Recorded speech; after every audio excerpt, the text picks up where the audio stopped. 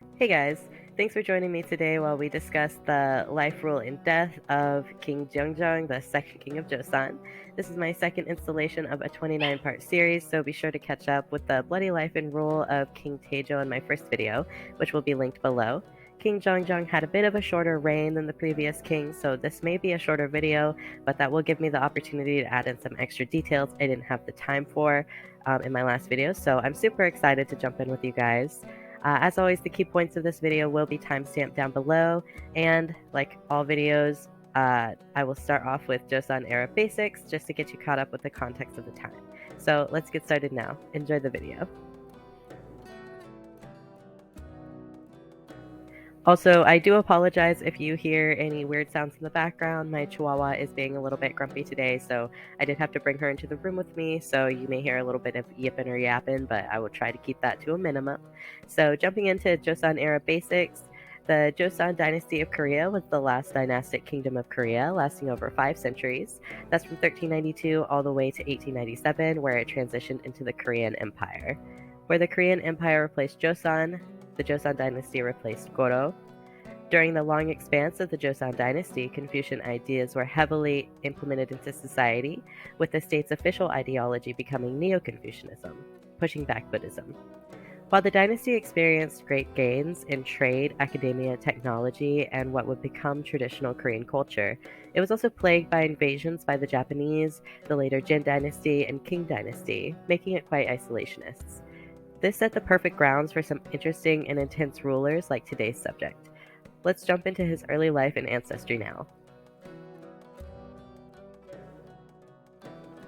So, King Jeongjong, born Yi Bangwa in 1357 of the Goro period, was the second son of the previous King Taejo, and from this point on in the video, I will only refer to him as King Jeongjong as much as possible to make it a little less confusing. His mother was the first wife of the former King Taejo, Queen Shinui, I'm gonna say Shinui, who unfortunately died before he reached the throne. Unfortunately, I again couldn't find much information on his early life. I would say it's not unfair to assume that he spent a lot of time training for the military. So moving past that, let's jump into his rise to the throne. So, as I said in my last video, as Goryeo declined and his father began to rise the ranks, leading to the overthrowing of the Wan family, King Jeongjong was often right at his father's side on the battlefield. A very different type of father-son bonding right there.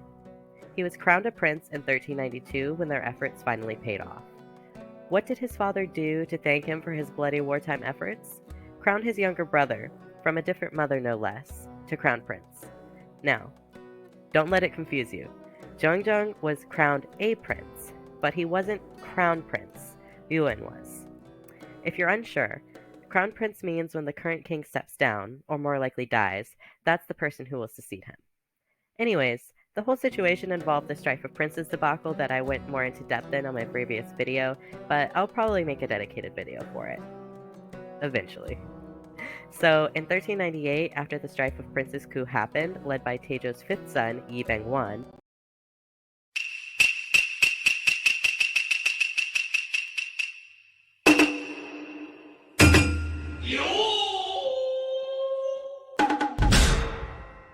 Crown Prince Doan was dead, and Bangwan tried to make an effort to show that he wasn't an evil guy.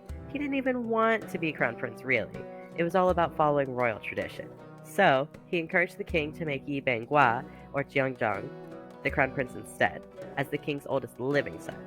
If you recall, after this, King Taejo dipped, abdicated, and so Bangwa became King Jeongjong, the second king of Joseon, in 1398. Yay! Let's get into what his reign looked like.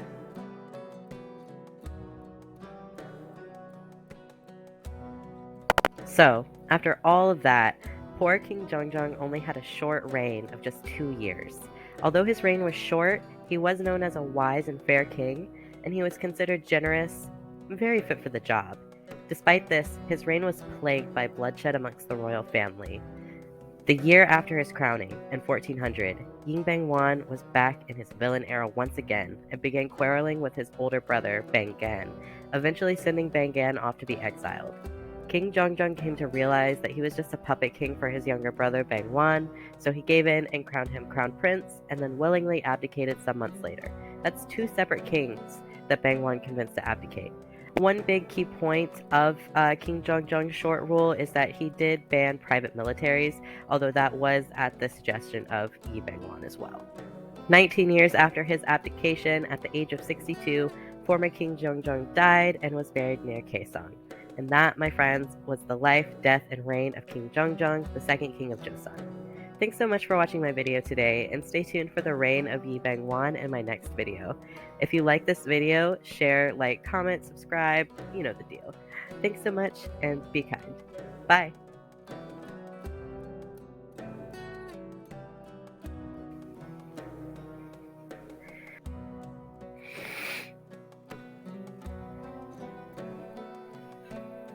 So, a lot of what I covered in my last video. As Goro declined and his father began to rise the ranks, leading to the overthrowing of the Wan family, King Jeongjong was often right as his father. If you're unsure, Crown Prince means when the current king steps down, or more likely dies. That's the person.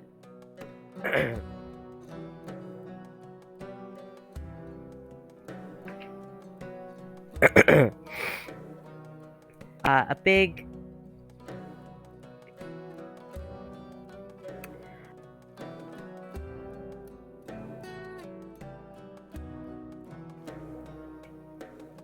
and then